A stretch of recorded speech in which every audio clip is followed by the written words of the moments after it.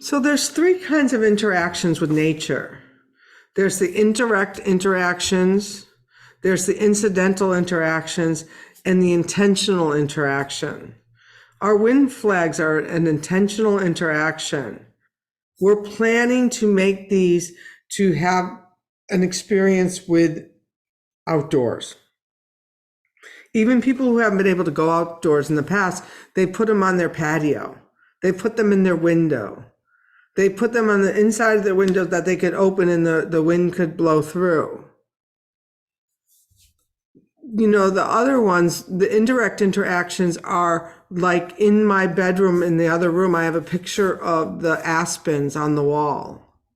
So whenever I walk into the room, I see the picture of the aspens on the wall because that room tends to be a little darker and stuff like that. And it just reminds me of times that I've spent in Colorado and Utah skiing. It brings me back there. So the other thing is a way of decreasing is to interact with nature while doing other activities, like walking between buildings, neighborhood walk, wind walks. So we can start to increase our interactions with nature. And the other thing that you can do is to hang your prayer flags across the yard so you have to walk over to them. So that it's an act of going to visit. Why is this important? Because the goal of this work is to get us outside in nature with our outdoor altars more frequently. Because these activities affect the deeper part of our brain. They recover our spiritual quality of being in nature as a children. Yesterday in my writing class, she said, think about one of your experiences as a child. And all of a sudden I saw myself, remember, I don't know, those pools, they used, before there was plastic, you used to have to snap them with the metal things and fill them up. And, like I went there. I'm then like, wow, where'd that come from? I used to spend a lot of time in nature. As a kid, I ran my grandmother's fruit stand. And so I'd go to the farmer's market with her every week. So a lot of times when we've lost our joy, if we start to look back to the things that we did as children, it brings back a quality of a childlike quality back to us as adults. Like painting, like getting my paints ready for today and going to the art store, it gets me excited. And it gets me, and I was like, even like, oh God, I was really tired last year. This year, I hope that I spend a little more creative time working with my prayer flags. We probably won't necessarily finish them on the call today. We'll get them organized on the call today. But I want to spend time painting. It helps us regulate one of the tools, one of the things of the wind whistle, it's a self-regulation tool.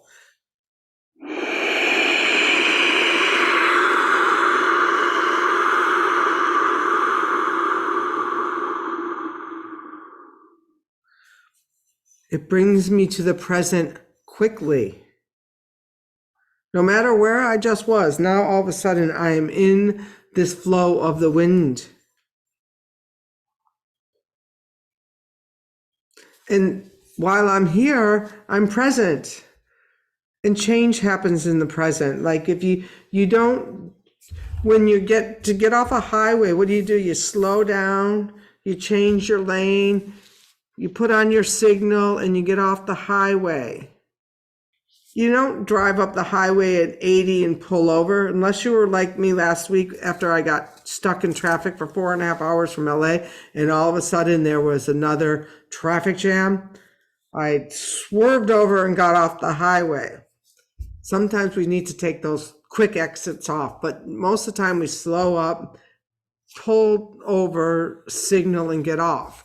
So we're signaling to the winds that we want to have a different experience. And the alchemy that happens is symbols are useful reminders and stimulate the subconscious. So whatever we're going to bring up in today's journey, whatever you're going to unwind, whatever wind you're going to pull for coming forward, you're going to you're going to put it on here, and your subconscious is going to remember what it was you wanted the day that we made these. We take our wind whistles and we take our breath and we blow it into our flags. In Peru, they call this kissing the wind. We kiss the wind with our intention. And we're inviting in spirit to bring in the magic to this equation. I mean, couldn't be better about doing this? So when you put your full attention to making the prayer flags or cooking dinner, it changes the dynamic spin.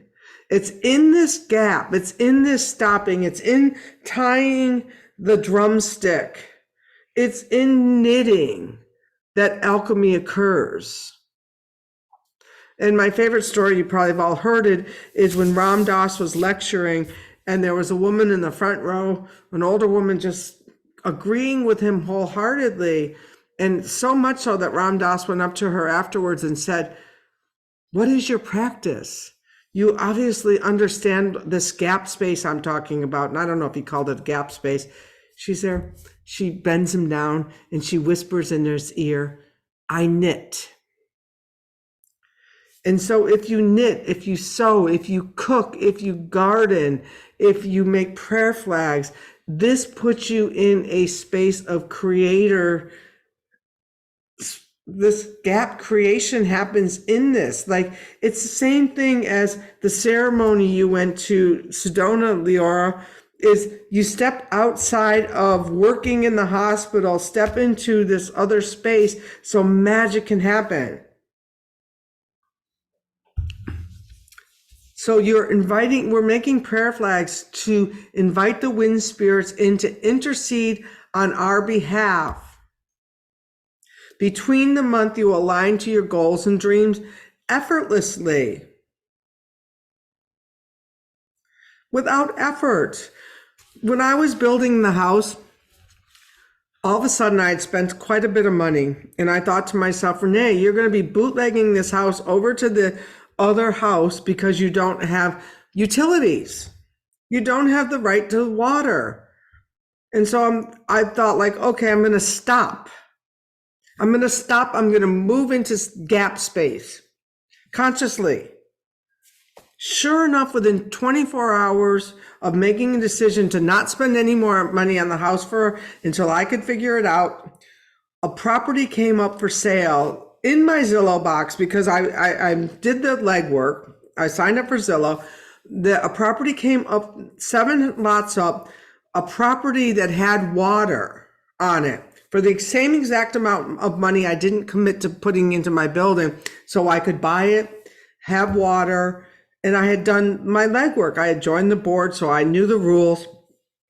And then all of a sudden, this property that I was building haphazardly came into alignment because of the wind,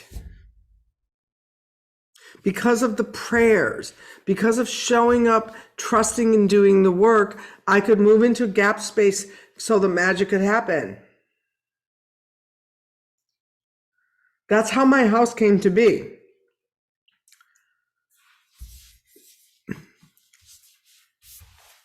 So what we're going to do now is I'm going to stop sharing for a second. I'm going to stop the recording for a second. And does anyone have any questions? Does this make sense?